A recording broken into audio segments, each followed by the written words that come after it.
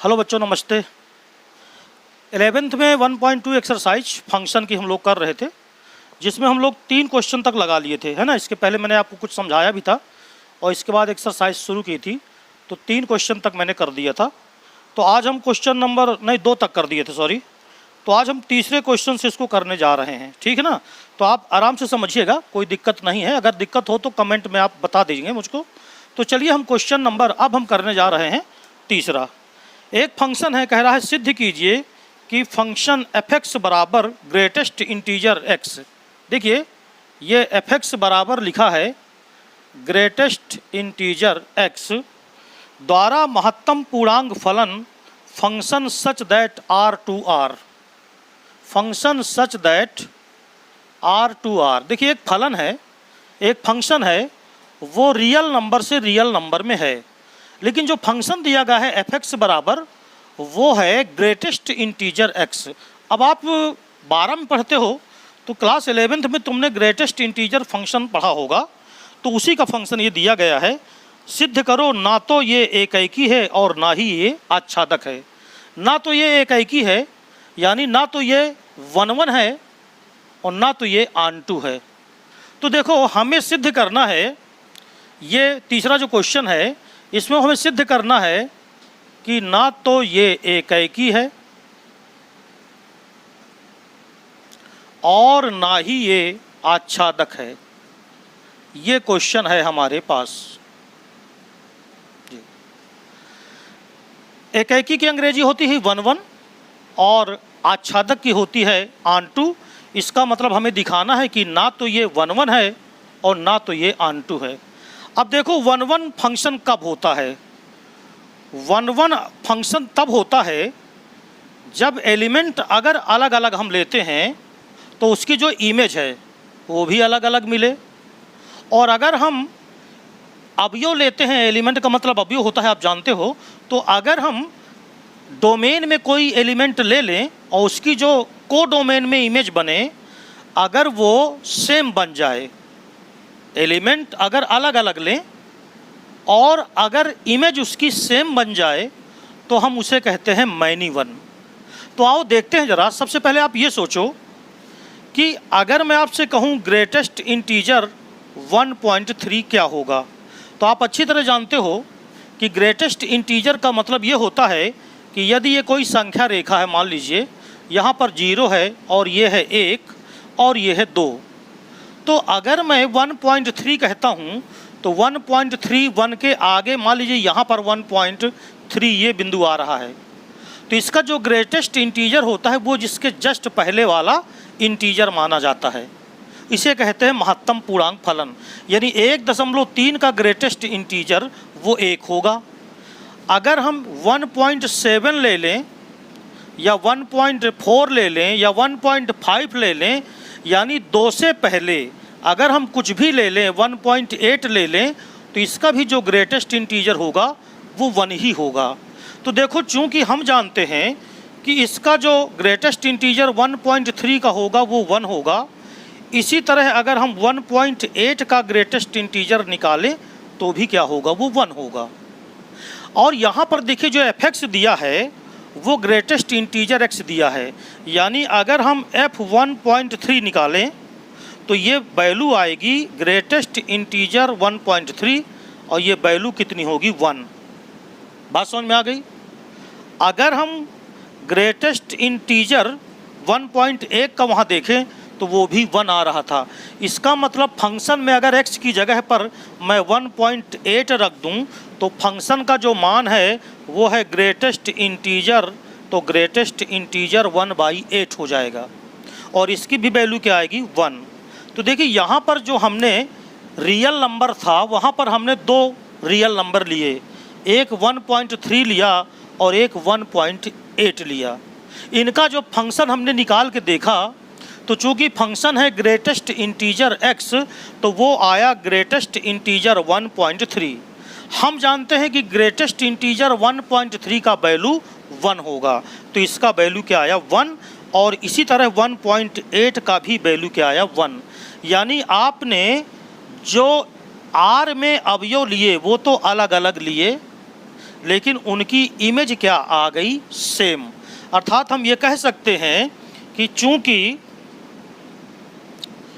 1.3 तथा 1.8 की इमेज या प्रतिबिंब आप लिख सकते हो, ये 1 ही है, इसलिए यह फलन 1 नहीं है बल्कि क्या है, मैनी 1 है। इसका मतलब ये जो फलन है ये फलन कैसा है, मैनी 1 है। अर्थात ये 1 नहीं है, एकाएकी नहीं है। पहली चीज़ तो ये सिद्ध हो गई। दूसरी चीज़ अगर आप देखो तो कह रहा है ऑन टू नहीं है। अब ऑन टू का मतलब क्या हुआ, ऑन टू का मतलब ये होता है कि इधर के हर, जैसे फंक्शन R से R में है और ये R है और ये भी क्या है, R है, तो इधर के हर अवयव का कोडोमेन के प्रत्येक एलिमेंट की इधर प्री इमेज बननी चाहिए। तो जैसे मैंने कहा कि यदि मैं मान लूँ कि माना जो fx है वो 1.3 है, अगर fx बराबर है, नहीं fx बराबर अगर मैं 1.3 ले लूँ, क्योंकि इधर पूरा रियल नंबर है, या आप ये कह दीजिए कि 1.3 ये अगर हम इधर ले लें, तो चूंकि इधर पर जो fx बनता है वो तो ग्रेटेस्ट इंटीजर बनता है, तो 1.3 की इधर कोई भी प्री इमेज नहीं हो सकती। क्यों नहीं हो सकती? क्योंकि इधर देखो हम कोई भी रियल नंबर लेंगे, तो चूंकि इधर कोई भी रियल नंबर लेंगे, इधर तो केवल ग्रेटेस्ट इंटीजर ही आएगा। देखिए अगर ये x है तो ये fx है, और fx जो होता है वो दिया गया है ग्रेटेस्ट इंटीजर x। इसका मतलब ये हो गया कि हम ये कह सकते हैं कि कोडोमेन में यदि 1.5 लें तो इसकी कोई भी प्री इमेज डोमेन में नहीं होगी, डोमेन में नहीं होगी। क्यों नहीं होगी? क्योंकि जो इमेज है वो केवल कौन सा पद है, ग्रेटेस्ट इंटीजर है वो। यानी जितनी भी इमेज हैं, चूंकि सभी इमेज, या प्रतिबिंब लिख लेना जहां मैं इमेज लिख रहा हूं, चूंकि सभी इमेज पूर्णांक संख्याएं हैं, पूर्णांक संख्याएं हैं सभी इमेज, क्योंकि fx ग्रेटेस्ट इंटीजर x है, और ग्रेटेस्ट इंटीजर x का मतलब पूर्णांक संख्याएं। इसमें पूर्णांक के अलावा कोई इमेज नहीं बनेगी। तो रियल नंबर में तो सभी संख्याएं आती हैं, 1.3 भी आएगा, 1.5 भी आएगा, 2 भी आएगा, 2.3 आएगा, तो 2 की प्री इमेज इधर हो सकती है, लेकिन 2.3 की कोई भी प्री इमेज नहीं होगी, क्योंकि इधर किसी भी संख्या का ग्रेटेस्ट इंटीजर 2.3 नहीं हो सकता, क्योंकि जो इमेज बनेगी वो केवल पूर्णांक बनेगी, अर्थात सभी पूर्णांक यहाँ पर बच जाएंगे, और अगर बच गए तो फिर फंक्शन ऑन टू नहीं होगा। इसलिए फलन ऑन टू नहीं है। क्या बात समझ में आ गई? तो ये था क्वेश्चन नंबर कौन सा, तीसरा। बात समझ में आ गई? दूसरी चीज़ ये आप ये समझो, अगर मैं इसी को देखिए आपको और समझाऊं, तो ग्रेटेस्ट इंटीजर में जो आप बनाते हो, जैसे मान लीजिए ये x है, ये y है, तो ग्रेटेस्ट इंटीजर का आपका किस तरह बनता है, आपको ध्यान है ना? स्टेप फंक्शन ऐसे बनता है, ये स्टेप फंक्शन बनता है ऐसे, ये स्टेप फंक्शन बना करता है। बोलो समझ में आ गया कि ना? तो आप ग्राफ अगर उसका देखो तो उस ग्राफ से ही आपको पता चल जाएगा। फिलहाल आप ये जान गए होंगे कि अगर इधर कोई भी पूर्णांक संख्या नहीं लेते, हम पूर्णांक लेंगे तो उसकी तो प्री इमेज मिल जाएगी, लेकिन अगर पूर्णांक नहीं लेते, जैसे हम 1.3 ले लें, 1.4 ले लें, 3.5 ले लें, तो वो किसी का प्रतिबिंब ही नहीं है, क्योंकि जो प्रतिबिंब है वो सब इंटीजर है, तो वो सारे बच गए। और आपको मालूम है कि अगर बच जाए तो इनटू होता है, ऑनटू नहीं होता। ऑनटू में इधर कोई भी एलिमेंट बचना नहीं चाहिए, जबकि सारे अपूर्णांक इधर बच जाएंगे। तो क्या बात समझ में आ गई? तो ये था क्वेश्चन नंबर कौन सा? तीसरा। अब देखें जरा चौथा क्वेश्चन क्या है। मैं थोड़ा आपको विस्तार से समझा रहा हूँ, आप इनको ध्यान से समझते जाइएगा। और ये फंक्शन ग्रेटेस्ट इंटीजर क्या होता है, साथ में मॉडुलस फंक्शन क्या होता है, लीस्ट इंटीजर फंक्शन क्या होता है, इनको आप क्लास 11 की किताब से पढ़ लें या मेरे वीडियोज़ 11 के आप ज़रूर देख लीजिएगा, मैं 1-2 दिन में ज़रूर डाल दूँगा। अब इसके बाद ज़रा देखें चौथा क्वेश्चन क्या है। एक फंक्शन दिया है f(x) बराबर मॉड x, इसके विषय में आप जानते हैं, मॉड का मतलब मापांक फलन। और function such that r to r, देखिए ये बहुत महत्वपूर्ण चीज़ लिखी है कि फंक्शन r से r में है, यानी कि जो फंक्शन है इस तरह देखिए, इधर भी रियल नंबर और इधर भी रियल नंबर और ये फंक्शन है f। तो याद रखो डोमेन वाले सब रियल नंबर हैं, को डोमेन में भी रियल नंबर होगा। लेकिन कहा गया है कि सिद्ध करो ना तो ये एकैकी है और ना ये तो ये आच्छादक है। अब देखिए सबसे पहले आप सोचो ज़रा, यहाँ पर यदि f(x) बराबर ये दिया है मॉड x, अगर मैं तुमसे कहूँ कि f-1 निकालो, रियल नंबर में तो सभी आएंगे -1 -3, तो अगर आप f-1 निकालो तो ये मॉड -1 होगा। और किसी भी संख्या का मॉड सदो प्लस ही होता है, यानी ये 1 आया देखो। और अगर आप f+1 निकालो तो ये आएगा मॉड का 1, और मॉड 1 का मान भी क्या होता है 1। तो आपने देखा यहाँ कि हमने इधर के दो वैल्यू लिया, एक -1 लिया और एक +1 लिया। ये देखिए माइनस का 1 लिया और प्लस का 1 लिया, लेकिन इसकी दोनों की जो इमेज बनी वो क्या बनी 1। ये देखिए यहाँ भी 1 आया और यहाँ भी 1 आया। तो चूँकि हम ये कह सकते हैं कि f-1 ये बराबर आ रहा है f1 और दोनों की इमेज 1 आ रही है, यानी इधर तो हमने लिया मैनी और इधर क्या आया 1, इसलिए ये फंक्शन 1 नहीं है, बल्कि कैसा फंक्शन है ये मैनी 1 है। बात समझ में आ गई कि नहीं आ गई? अब जरा फिर से सुनो, जो दूसरा नंबर है इसका ऑन2 के लिए, ये मैंने नंबर 1 डाल दिया, नंबर आप डालो चाहे ना डालो, इसके ये मैंने 1 के लिए किया। अब इधर सुनो, चूँकि जो f(x) है वो बराबर है मॉड x, और मॉड का मतलब होता है सभी धनात्मक संख्याएं। इसका मतलब ये हो गया कि जो f(x) होंगे वो बराबर होंगे सभी पॉजिटिव वैल्यू। ये देखिए, क्योंकि f(x) बराबर क्या है मॉड x है, तो मॉड x में सभी पॉजिटिव वैल्यू आएंगी। इसका मतलब इस रियल नंबर में अगर मान लीजिए मैं -3 ले लूँ, यहाँ पर मैं क्या ले लूँ -3 ले लूँ, तो -3 किसी भी संख्या का मॉड नहीं होता। अर्थात मैं कह दूँ कि यदि मान लीजिए मैंने कहा f(x) बराबर -3, इधर x होते हैं इधर f(x) होते हैं, अगर मैं मान लीजिए मैंने कह दिया कि f(x) बराबर -3 है तो मॉड x बराबर -3, क्या किसी का भी संख्या का मॉड -3 हो सकता है? ये संभव नहीं है। इसका मतलब ये हो गया कि -3 की कोई भी प्री इमेज नहीं होगी।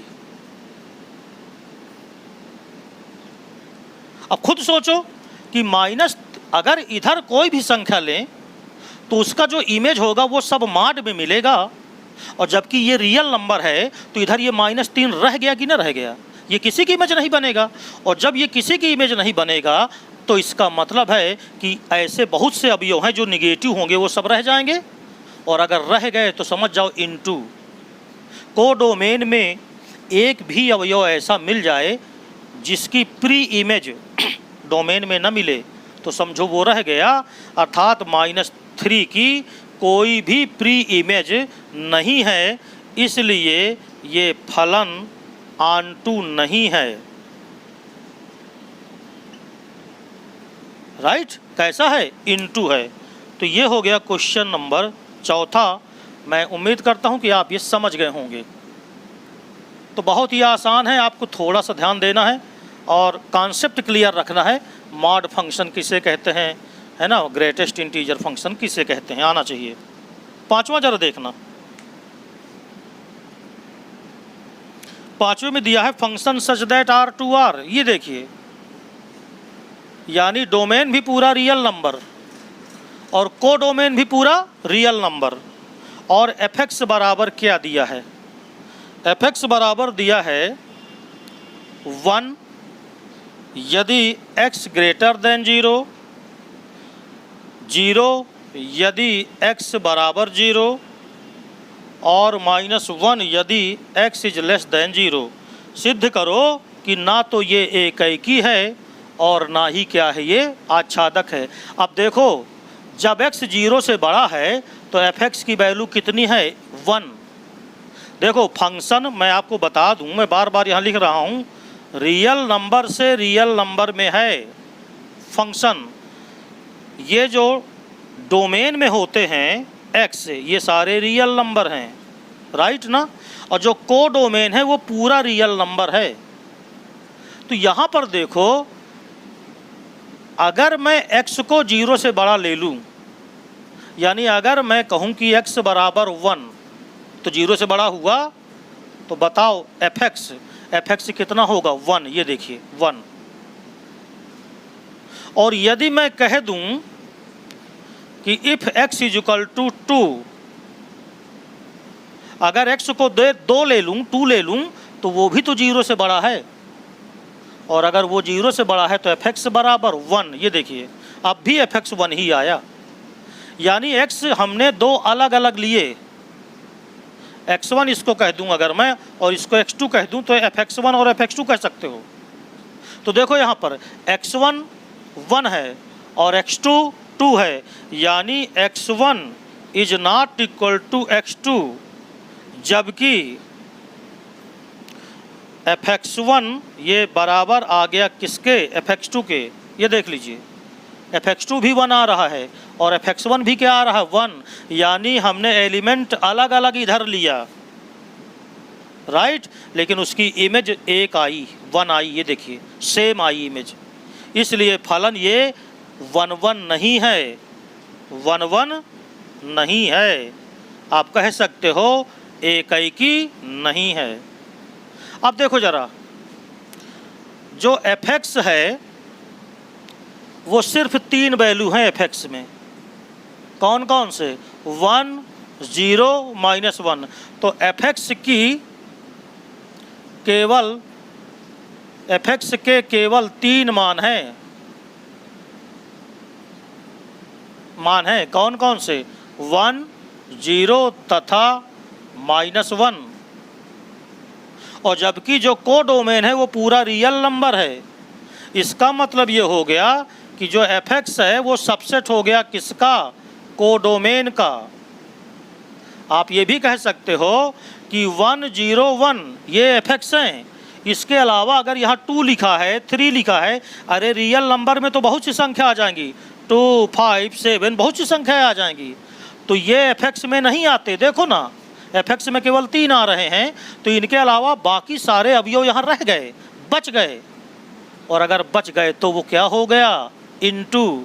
न बचता तो क्या कहलाता? ऑनटू। तो चूंकि एफ एक्स में केवल 3 मान हैं, इसलिए फलन ऑनटू नहीं है। ऑनटू कब होता? जब पूरा एफ एक्स पूरे को डोमेन के बराबर हो जाता। ये मैं आपको समझा चुका हूँ। तो क्या इतनी बात तुम्हें समझ में आ गई? तो ये क्वेश्चन नंबर कौन सा हो गया? 5वां। अब देखते हैं हम 6वां क्वेश्चन।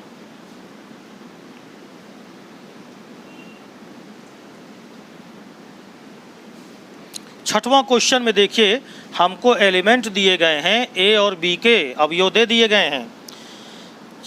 छठवें में कहा गया है, मान लीजिए a बराबर 1 2 3। देखिए a बराबर 1 2 3।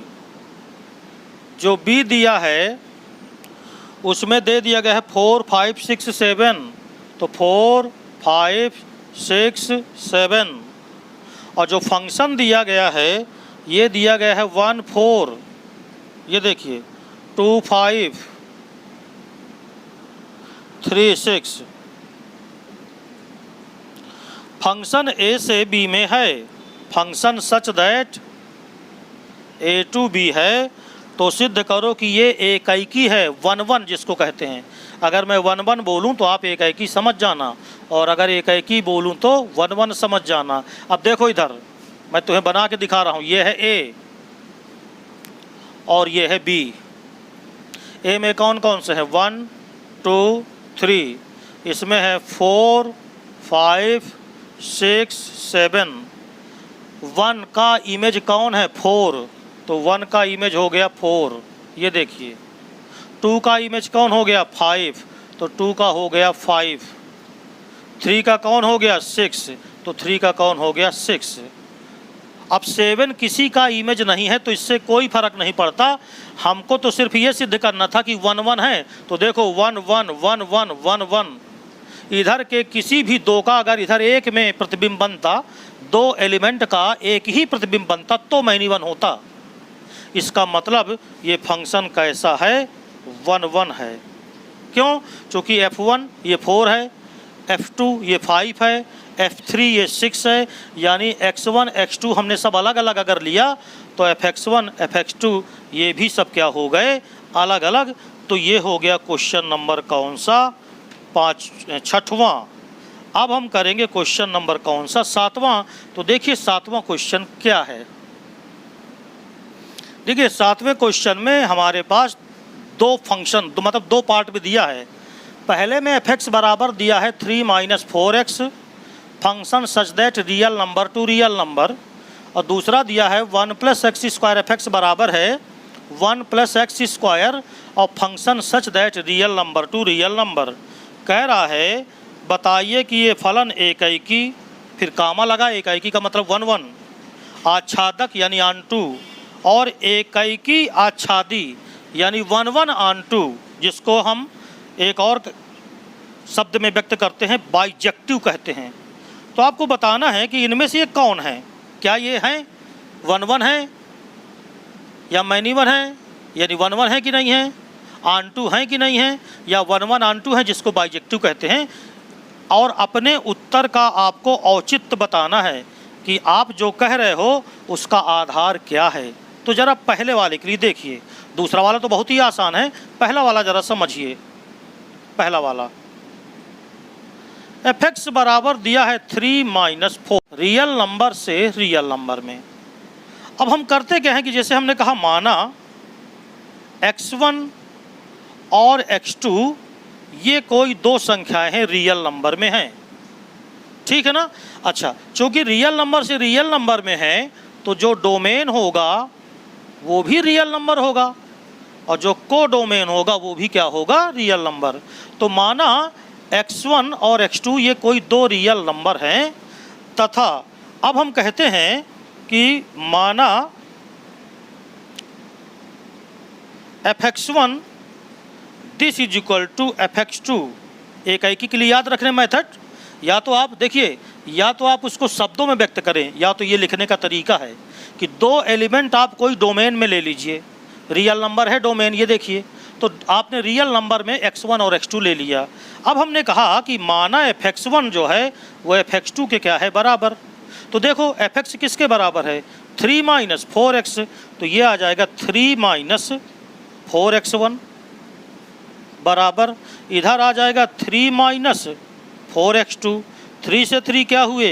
कैंसिल हुए, तो आया माइनस का 4x1 बराबर माइनस का कितना? 4x2, right. माइनस से माइनस कैंसिल, 4 से 4 कैंसिल, अर्थात ये आ गया x1 बराबर x2। तो अगर हम लेके चलते हैं fx1 बराबर fx2, तो आ गया x1 बराबर x2। इसका मतलब ये हो गया कि ये जो फलन है ये 1 1 है, हिंदी में कहें तो एकैकी है। बात समझ में आ गई। तो देखिए ये तरीका है एकाएकी सिद्ध करने का, मैं पहले भी आपको बता चुका हूँ कई क्वेश्चन में। अब इसके बाद सुनो मेरी बात ध्यान से, इसके बाद क्या है कि आपको देखो, जैसे आपने कहा कि माना y belongs to r, y आपने r में लिया और ये जो r है ये कोडोमेन वाला है, तो y बराबर fx है और जबकि fx दिया है 3 माइनस 4x, यानी हमको मिला y बराबर 3 माइनस कितना 4x।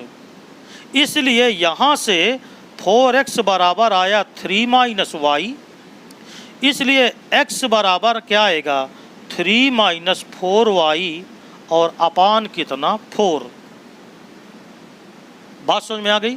इसलिए अगर हम fx निकालें तो fx x की वैल्यू रखो तो x की वैल्यू है 3 माइनस 4y अपान 4। ये देखिए, मगर fx है किसके बराबर 3 माइनस 4x, ये देखिए 3 माइनस 4x, तो 3 माइनस 4 मगर x की जगह पर ये रखना है 3 माइनस 3 माइनस y अपान 4। 4 से 4 क्या हुआ कैंसिल, 3 माइनस 3 प्लस का कितना y, अर्थात जो fx आ गया वो किसके बराबर आ गया y के। जैसे ही fx बराबर y आएगा तो आप कहोगे इसलिए फलन ऑनटू है। तो इसका मतलब ये होगा कि ये फंक्शन जो है एकाएकी भी है और आच्छादक भी है, अर्थात हम ये कह सकते हैं कि ये फलन एकाएकी तथा आच्छादक है, अर्थात ये बाइजेक्टिव है। बात समझ में आ गई। अब इसके बाद देखो इसी में जो दूसरा भाग है, अब देखिए दो तरीके सिद्ध करने के होते हैं, या तो आप ग्राउंड दीजिए शब्दों में लिख करके उदाहरण से बताइए, और या तो आप ये तरीका अपनाइए। दोनों में से आपको जो अच्छा लगे आप वो कर सकते हैं। अब आइए हम इसका ज़रा दूसरा क्वेश्चन देखें।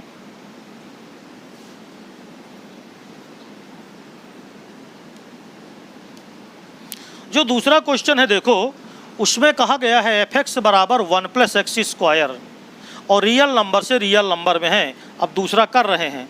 अब देखो जैसे fx बराबर है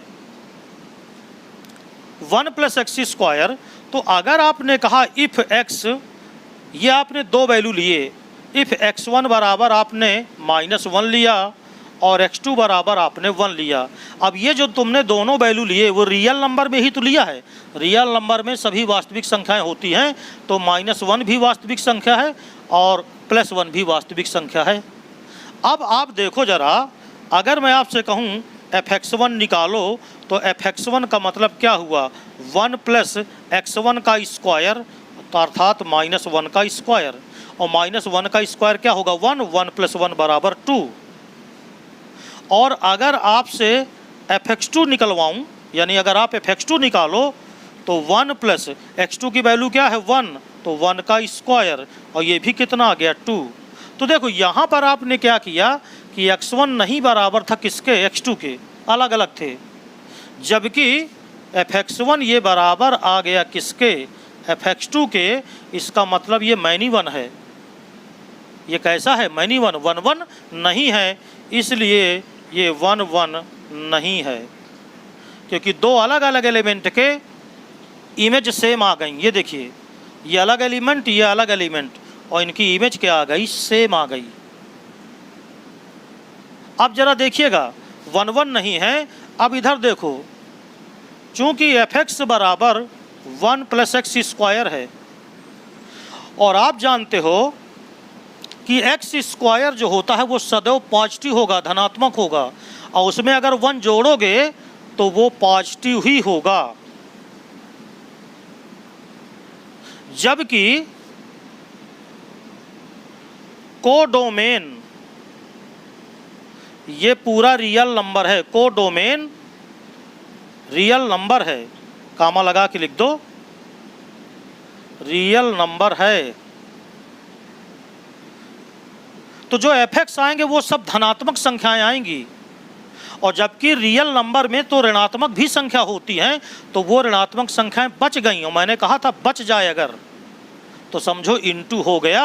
अर्थात हम ये कह सकते हैं कि जो fx होगा वो सबसेट होगा किसका, कोडोमेन का। और कोडोमेन रियल नंबर है ना, देखो रियल नंबर में तो सब आ गए। ये देखिए रियल नंबर से रियल नंबर में फंक्शन है, मैं इस कई बार आपको बता चुका कि रियल नंबर से रियल नंबर में फंक्शन है। और यहाँ पर तो सब एक्स ले सकते हो तुम। यहाँ पर जो fx होंगे वो केवल पॉजिटिव होंगे, और इसका मतलब -1 रियल नंबर में होगा, वो बच गया।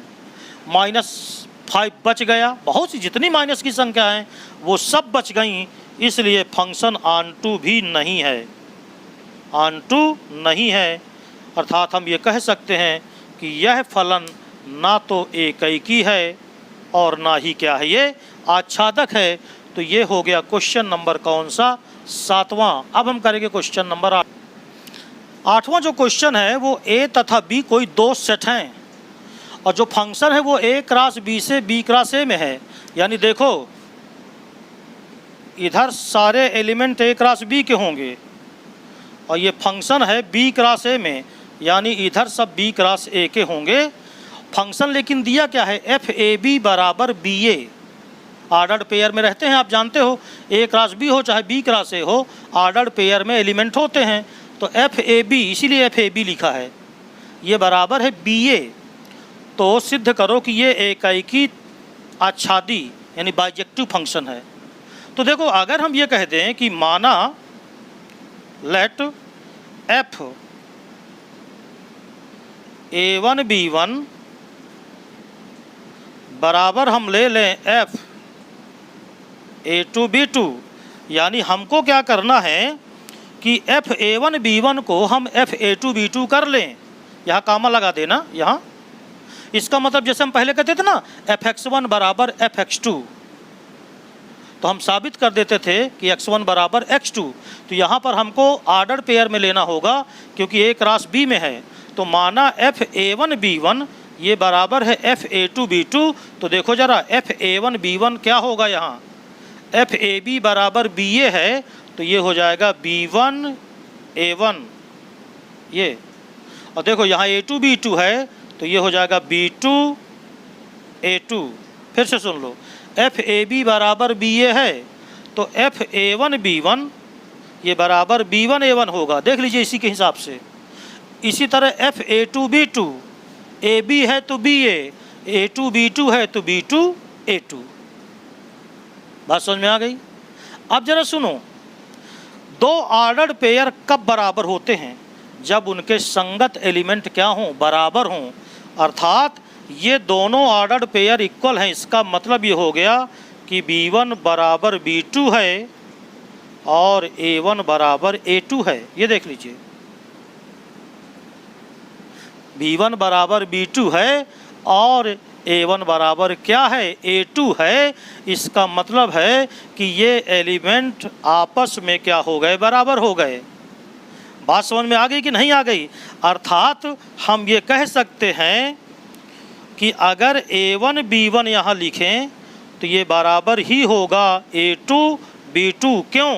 क्योंकि ये दोनों बराबर हैं। इसका मतलब A1 A2 के बराबर है और B1 B2 के बराबर है। अर्थात A1 B1 बराबर हो गया A2 B2। तो देखो हम कहाँ से चले थे, एफ A1 B1 बराबर एफ A2 B2, और हम साबित कर गए कि A1 B1 ये बराबर है A2 B2। बात समझ में आ गई है? ना समझ में आए तो बार बार वीडियो को पास करिए, फिर से सुनिए। A1 B1 A2 B2 में जो फंक्शन है उनको हमने बराबर माना और साबित कर दिया कि वो एलिमेंट भी आपस में क्या हैं, बराबर हैं। अब एफ A1 B1 बराबर होगा, यहाँ से देखो फंक्शन की जो परिभाषा है, एफ ए बी बराबर बी ए, तो एफ A1 B1 बराबर B1 A1, और ये बराबर है एफ A2 B2 मतलब B2 A2। अब ये दोनों बराबर है, इसका मतलब है कि B1 B2 के बराबर है और A1 A2 के बराबर है। तो जब A1 A2 के बराबर है तो A1 B1 ये बराबर ही हो जाएगा A2, क्योंकि A1 किसके बराबर है, A2 के। ये देखिए A2, और B1 किसके बराबर है, B2 के, तो देखिए B2। ये ऑर्डर पेयर बराबर हो गए। बात समझ में आ गई। अब हम लेके चलेंगे कि यहाँ से ऑन टू के लिए क्या करना है? ऑन टू के लिए अब हमने कहा माना दो एलिमेंट, दो नहीं एक एलिमेंट है, ऑर्डर पेयर है, तो माना बी ए ये बिलोंग्स करता है बी क्रॉस ए में। समझिएगा ध्यान से, जब भी ऑन टू को करना होता है तो हम इधर से कोई एलिमेंट मानते हैं। जैसे आप इसके पहले वाले क्वेश्चन में देखिए तो y बिलोंग्स टू b कहा था, यानी इधर से हमने लिया था। हमने यहाँ इधर से जब लेंगे तो b क्रॉस ए है, तो b क्रॉस ए में हमने बी ए लिया, तो माना B A belongs to B cross A. अब बताओ इसका मतलब क्या होता है? अगर बी ए बिलोंग्स करता है बी क्रॉस ए में, इसका मतलब B belongs to B and small A belongs to A. या हम इसको ऐसे भी लिख सकते हैं कि A belongs to A and को और लिखे देता हूँ, और बी बिलोंग्स टू बी। अब ये बताओ अगर ए बिलोंग्स टू ए है और बी बिलोंग्स टू बी है, इसका मतलब ए बी बिलोंग्स टू क्या आया? ए क्रॉस बी। ये देखिए, यानी हम बी क्रॉस ए को बी ए, दो एलिमेंट, सॉरी यार दो नहीं एक एलिमेंट, ऑर्डर पेयर बी ए को हमने बी क्रॉस ए में लिया और उसको जब हमने सॉल्व किया तो पता चला कि जो ए बी है वो ए क्रॉस बी में है। और देखिए आपको मालूम है कि जो ए बी है वो ए क्रॉस बी में तो ही है। इसका मतलब इधर का जो आपने एलिमेंट लिया y, उसका प्री इमेज इधर बन गया। ये देखिए बी ए की प्री इमेज यहाँ बन गई। कैसे प्री इमेज बन गई? चूँकि हम जानते हैं कि एफ ए बी ये बराबर बी ए ही तो होता है। तो देखो ना, बी ए की प्री इमेज ए बी ही तो आई। बोलो, बी ए की प्री इमेज क्या आई? ए बी आई, अर्थात ए बी की इमेज कौन है? बी ए, अर्थात ये फलन क्या है? ऑन टू भी है, इसलिए फलन एक ही और क्या है? आच्छादक है। ये हो गया क्वेश्चन नंबर कौन सा? 8वां। अब हम करेंगे क्वेश्चन नंबर 9वां। जो 9वां क्वेश्चन है देखिए, उसमें कह रहा है n belongs to natural number. ये नेचुरल नंबर है, इसके लिए एफ एन बराबर n+1/2 यदि n विषम है, और n/2 लिखा है यदि n सम है। तो कह रहा है function such that natural number two natural number. तो क्या कह रहा है? फलन एकैकी आच्छादी है। एकैकी आच्छादी कहा है कि क्या फलन है? तो सबसे पहले आप तो देखो, अगर 1 1 ना होगा तो एकैकी आच्छादी होबे न करेगा, इसका मतलब बाइजेक्टिव होता है।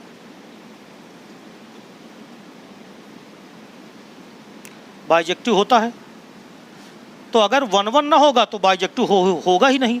यानी आप एक से ही पूरा सिद्ध कर सकते हैं।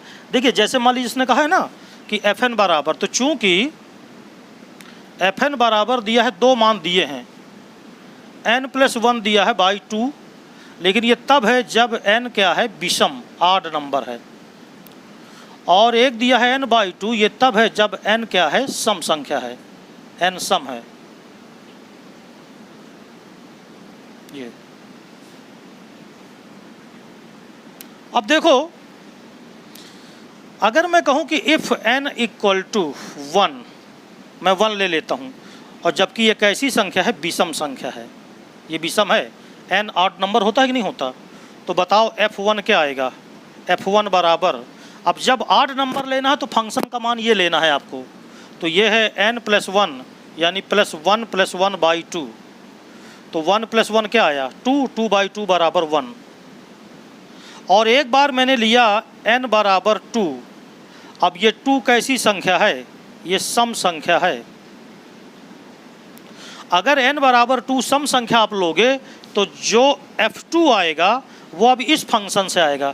चूँकि सम के लिए fn इसके बराबर है, तो ये n/2 है, यानी n/2 का मतलब 2/2, और बराबर कितना आया? 1। तो देखो आपने वैल्यू n की अलग अलग लिया, यानी ये n1 है, अगर इसको कह दें और इसको n2 कह दें तो n1 = n2। n1 है 1 और n2 कितना है? 2। तो n1 = n2, लेकिन जो fn1 है वो fn2 के बराबर है। दोनों की वैल्यू कितनी आई? 1। इसका मतलब ये फंक्शन 1 1 नहीं है, 1 1 नहीं है। और जैसे ही 1 1 नहीं है तो मतलब एक शब्द में आप कहेंगे, अतः यह एकैकी आच्छादी नहीं है। अगर अलग से इसको 1-1 सिद्ध करवाता तो हम 1-1 के लिए ट्राई करते, लेकिन उसने चूँकि कहा है कि क्या ये एकाएकी आच्छादी है, तो जब एकाएकी ही नहीं है तो एकाएकी आच्छादी एक साथ हो ही नहीं सकता। इसका मतलब ये क्वेश्चन एकाएकी आच्छादी नहीं है, ये फंक्शन एकाएकी आच्छादी नहीं है। तो ये हो गया 9वां क्वेश्चन। अब हम करेंगे क्वेश्चन नंबर 10वां। क्वेश्चन नंबर 10वां में देखिए, एक फंक्शन ए दिया है, लेकिन एक सेट ए दिया है, लेकिन ए में है क्या चीज़, सारे रियल नंबर हैं लेकिन कौन नहीं है, 3 नहीं है। ध्यान से सुनिएगा, सारे रियल नंबर हैं, 3 नहीं है ए में। ये है ए, इसमें क्या क्या है, आर है, सारे रियल नंबर हैं, 3 नहीं है, ये है ए। और दूसरा सेट है बी।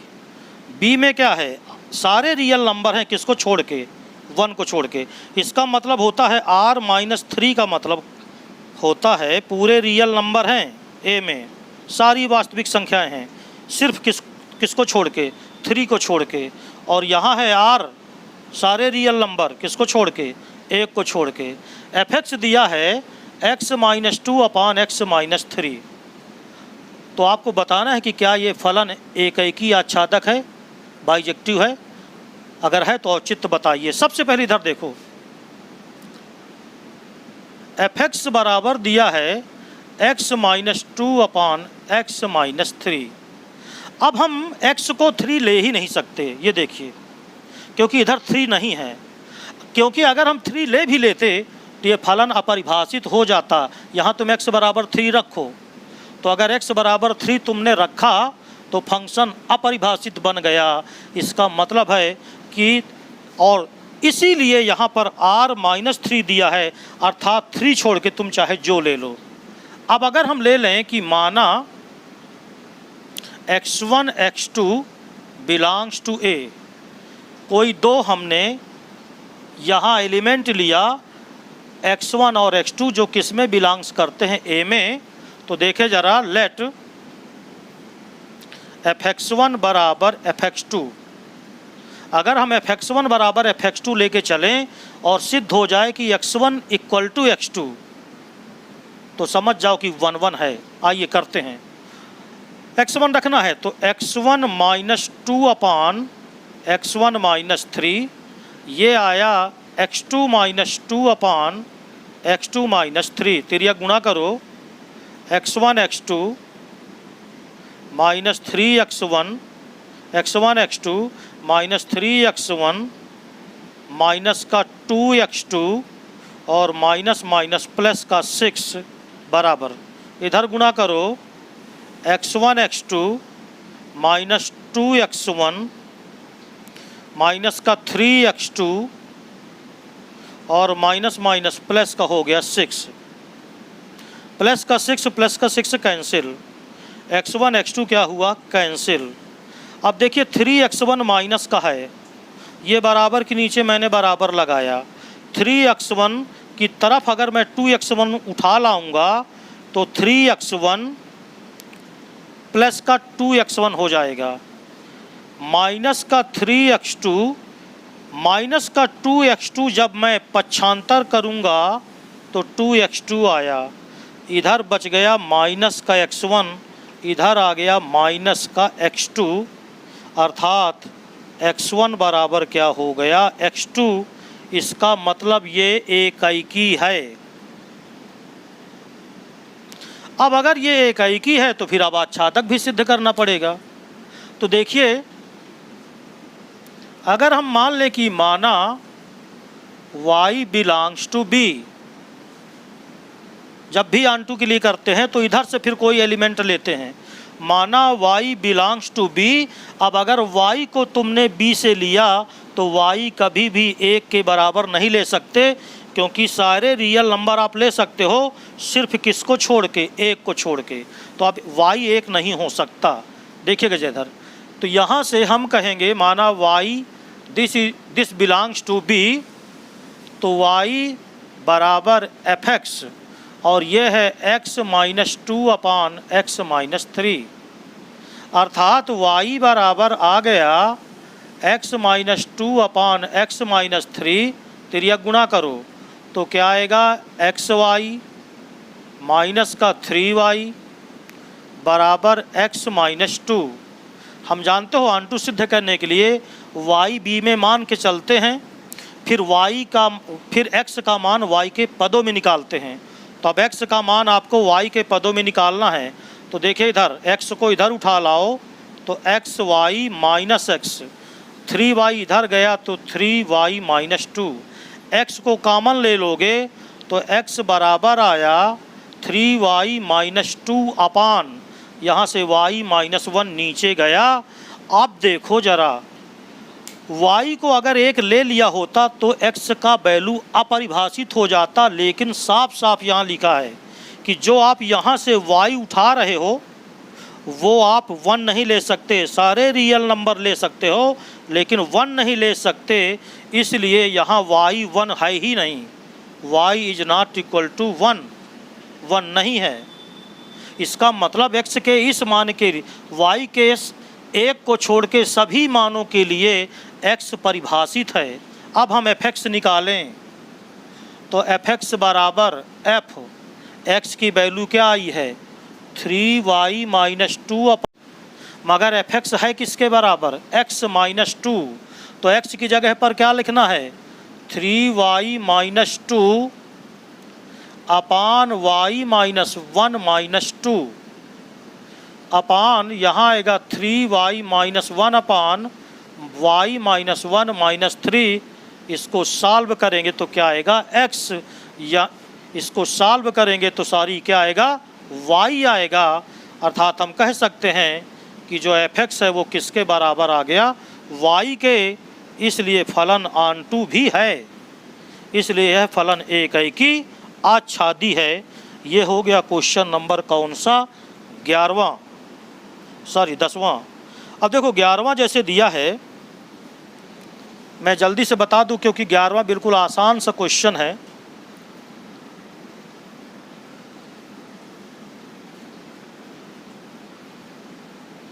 बहुविकल्पी है और इसी तरह 12वां भी आप कर सकते हैं। 11वां देखो, अब इसके बाद मैं आपको कुछ ग्राफ बताऊंगा तो ग्राफ से भी आप इनको हल कर सकते हो। देखो function such that r to r दिया गया है और fx बराबर x टू दी पावर 4 दिया है। ये कह रहा है कि क्या ये एकाएकी आच्छादक है, मतलब जो है विकल्प उसमें से बताना है। इधर सुनो, अगर ग्राफ खींचा जाए तो x की पावर 4 का ग्राफ ये होता है, ये है y बराबर x टू दी पावर 4 का ग्राफ। अब देखो इधर, अगर हम यहाँ से कोई x अक्ष के समांतर रेखा खींच दें तो ग्राफ को कितनी जगह पे काट गया, 2 बिंदु पर। अगर 2 बिंदु पे काटा इसका मतलब ये मैनी 1 है। बहुत इंपॉर्टेंट पॉइंट, किसी भी फंक्शन का ग्राफ खींचें और ग्राफ खींचने के बाद अगर x अक्ष के समांतर कोई रेखा खींचने पर वह उस ग्राफ को 2 बिंदुओं पे काटती है तो वो फंक्शन मैनी 1 होगा, 1 नहीं हो सकता है। 2 बिंदुओं पे काटे या 3 बिंदुओं पे काटे तो ये फंक्शन कैसा हो गया, मैनी 1 हो गया, पहला पॉइंट। दूसरी चीज़ आप ये देखो कि फंक्शन रियल नंबर से रियल नंबर में है, फंक्शन जो है वो पूरा रियल नंबर से रियल नंबर में है, लेकिन ये जो इसका ग्राफ है ये x अक्ष के ऊपर है। तो इसका जो ग्राफ है वो x अक्ष के ऊपर है। इसका मतलब नीचे के जितने भी मान हैं नेगेटिव मान, वो उनकी कोई प्री इमेज नहीं होगी, क्योंकि फंक्शन पूरा कहाँ है, ऊपर है। इसलिए नेगेटिव अंक किसी के नेगेटिव अंकों की कोई प्री इमेज नहीं होगी। मैं थोड़ा जल्दी जल्दी लिख रहा हूँ, इमेज नहीं होगी। एक बार फिर से सुन लो, जो fx है वो पूरा ऊपर है। देखो इधर ये fx पूरा ऊपर है, जबकि जो कोडोमेन है वो पूरा रियल नंबर है, पूरा रियल नंबर है। तो fx जो है वो रियल नंबर के अंदर आ गया, सबसेट हो गया। इसलिए ये फलन ना तो एकाएकी है और ना ही क्या है ये आच्छादक है। इसी तरह y बराबर x का आप कर सकते हैं 3x का, कर सकते हैं 4x का। तो जब अगला टर्न आएगा तो मैं आपको कुछ ग्राफ से भी इसको समझाने का प्रयास करूंगा कि कैसे 1 1 onto 1 1 into होता है। राइट, थैंक यू, नमस्ते।